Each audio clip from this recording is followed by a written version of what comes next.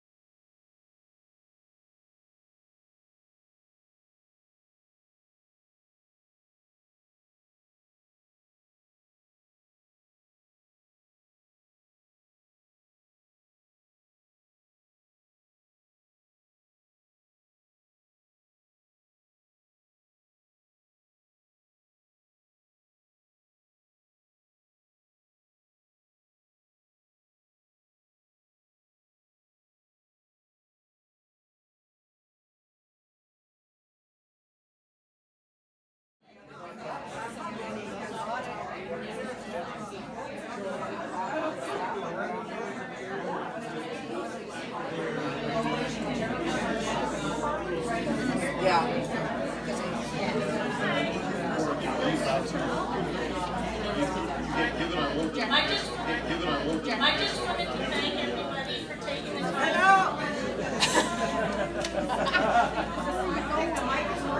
taking the time to come today and share their memories and stories about Mom and Dad, Naida and Gary.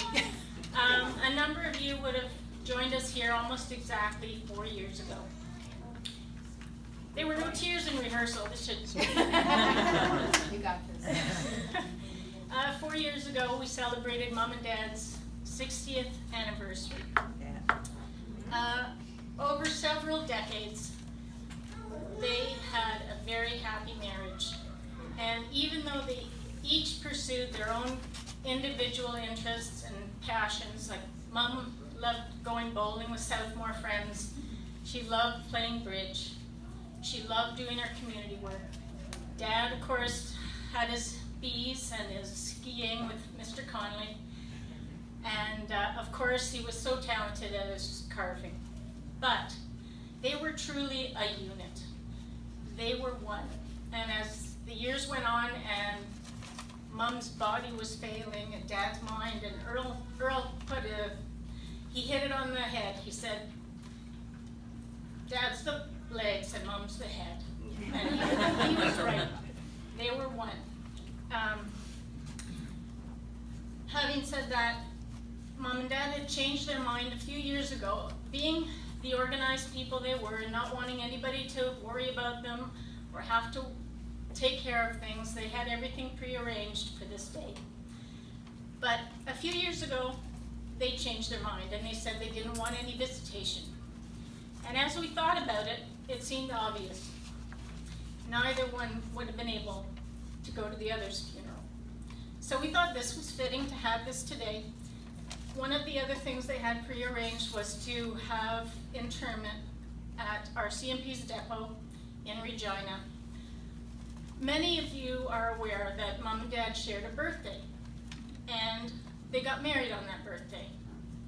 So we had many busy years. Hallmark doesn't make a card for that. We looked every year. We thought that the most fitting way to close their circle of life was to have that interment on the 19th of August. So all 5 kids will be together in Regina, and Mom and Dad will be together as we inter them on the 19th of August.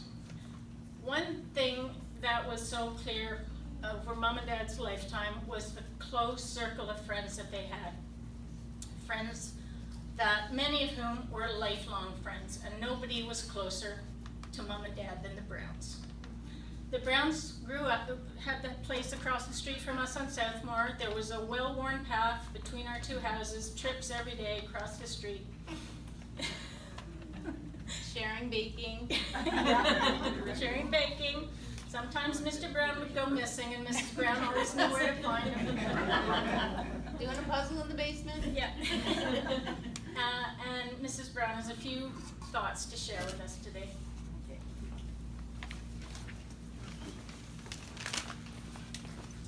I hope I can be as good as you, Sonia. Anyway, for 55 years, Naida and Gary were great friends and great neighbors. They moved to the Southmore neighborhood on I believe it was the end of August 1963. It's probably the 19th. Probably was. Here, all I remember is your dad used to come alone. We thought it was just a single man guy. He used to come to check the house, as the progress on the house. Then one day Gary said, "Hey, come here, Teresa, you gotta see this." So I looked in my living room window, which was right across theirs, and here's Naida and Gary getting out of a car with 4 kids. And Sonia was in a little blanket. So they had the 3, Earl, Kevin, and Margot, and they had Sonia as a baby. Then she didn't come till about 3 years later, after they had moved. But Gary said to me, he says, "You know what, I can tell you one thing. With 4 kids, they're either good Catholics or they're careless Protestants." And Naida always remembered that. We told her that after. But anyway, I guess they were careless because along came Sonia after Tracy after. So Naida was always there to help out. Whenever the neighbors or kids in the neighborhood, she was there. She was going to do something for them if they're. And as toddlers, Margot and Louise were very close friends. Margot was always at the house because I guess all we had was Louise. But she had to share her time with others at home, so she used to come over.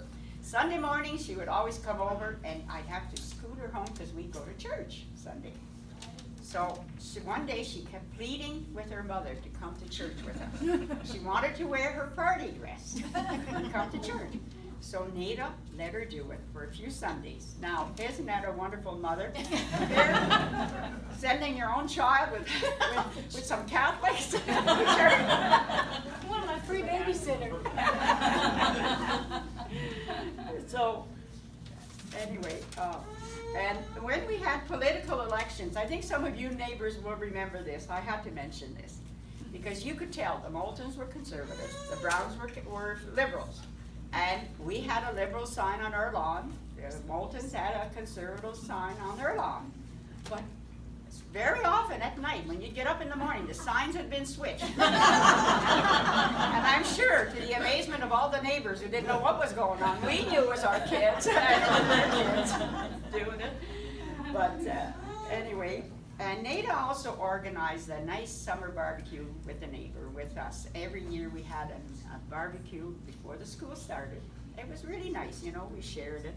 And then Christmas Eve was always shared at our place, because what they would do, the Moultons would hide their gifts at our place, and we would hide our gifts at their place.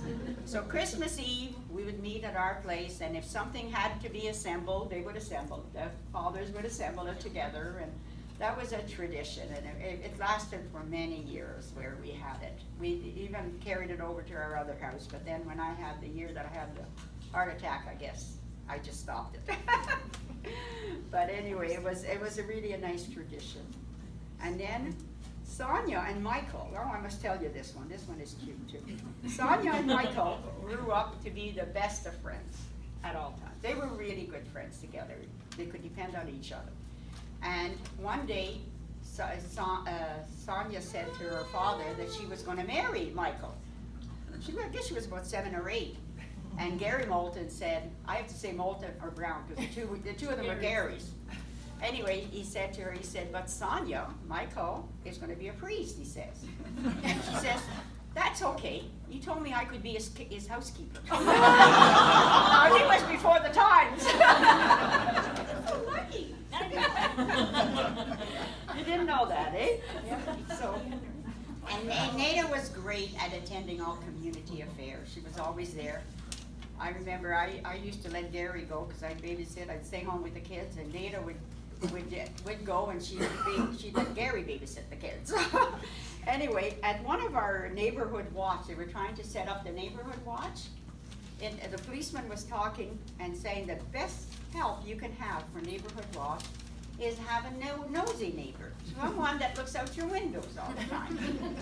So all of a sudden, apparently the crowd started to laugh, and Naida couldn't figure out what was going on. She turns around, and here's my Gary standing behind her, pointing to Naida. She was so mortified.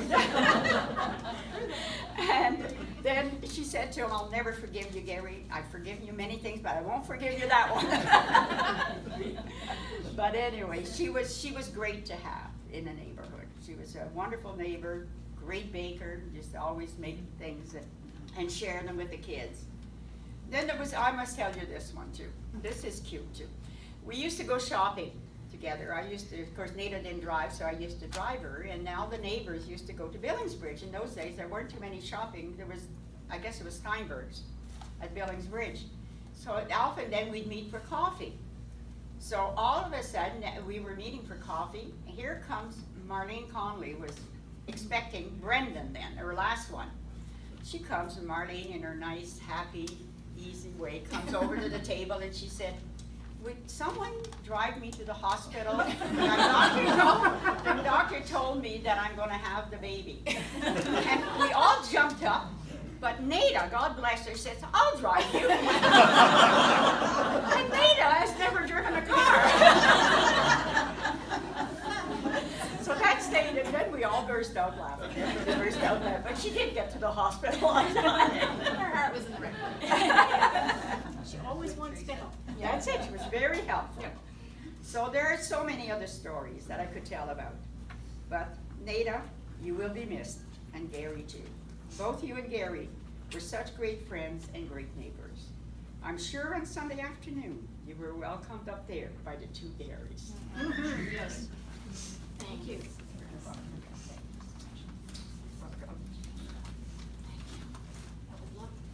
Thank you.